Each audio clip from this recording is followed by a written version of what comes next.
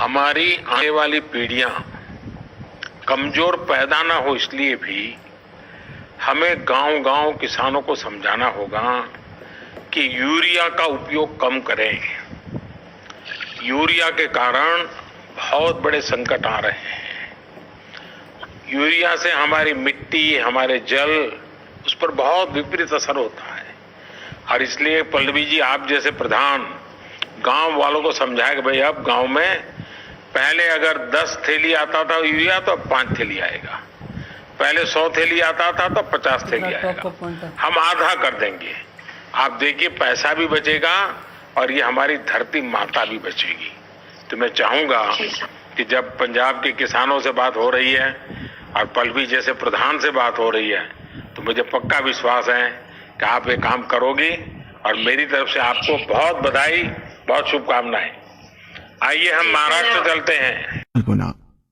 भोले भाले किसान अधिक उत्पादन के लालच में फंसकर रासायनिक खाद व कीटनाशकों का प्रयोग करने लगे।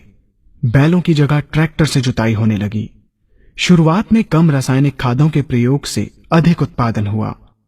धीरे धीरे रासायनिक खादों के प्रयोग के कारण भूमि की उर्वरा शक्ति क्षीण होने लगी, जिसकी वजह से उत्पादन घटने लगा तथा फसलें कमजोर होने लगी। फसलों के कमजोर होने के कारण उनमें रोग व कीट लगने लगे। रोग व कीटों से फसल की सुरक्षा के लिए और अधिक कीटनाशकों का प्रयोग होने लगा।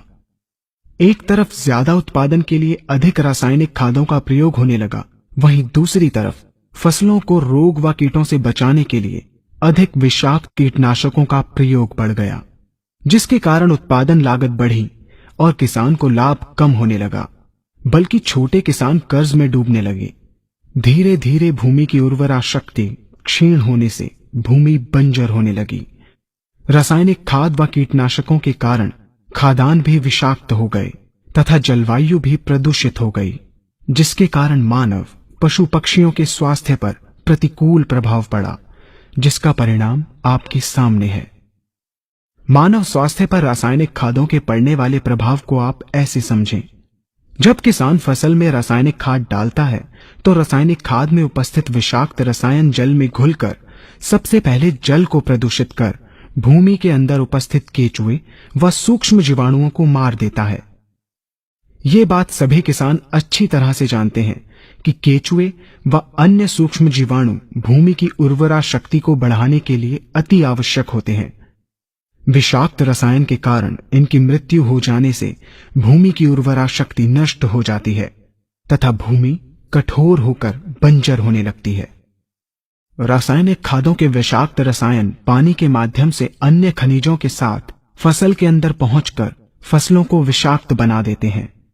बाद में जब खाद्यान्न के रूप में मनुष्य या अन्य पशु इन्हें खाते हैं तो ये विषाक्त रसायन मानव स्वास्थ्य पर बहुत ही बुरा प्रभाव डालते हैं तथा मनुष्य के अंदर तरह तरह के रोग उत्पन्न करते हैं। जब हम जैविक खाद का प्रयोग भूमि पर करते हैं तो जैविक खाद पानी में मिलकर पानी को प्रदूषित नहीं करती।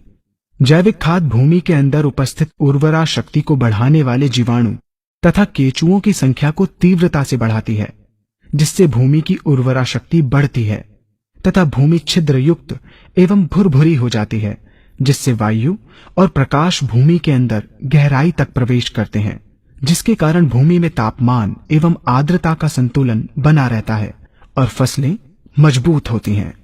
जैविक खाद में विद्यमान तत्व खाद्यान्न के माध्यम से मानव व पशु पक्षियों के शरीर में पहुंचकर स्वास्थ्य लाभ पहुंचाते हैं। जैविक खादों के प्रयोग से फसलें अच्छी और मजबूत होती हैं, जिसके कारण उन पर रोगों एवं कीटों का ज्यादा प्रभाव नहीं पड़ता। यदि किसी प्राकृतिक कारणवश कीटों व रोगों का प्रभाव अगर पड़ता भी है तो गौमूत्र एवं औषधीय वनस्पतियों के घोल के छिड़काव करने से फसलों को रोग एवं कीटों से बचाया जा सकता है। गौमूत्र एवं अन्य प्राकृतिक औषधियों के मिश्रण के छिड़काव से फसलों का कम लागत में बचाव हो जाता है तथा वातावरण पर भी कोई दुष्प्रभाव नहीं पड़ता।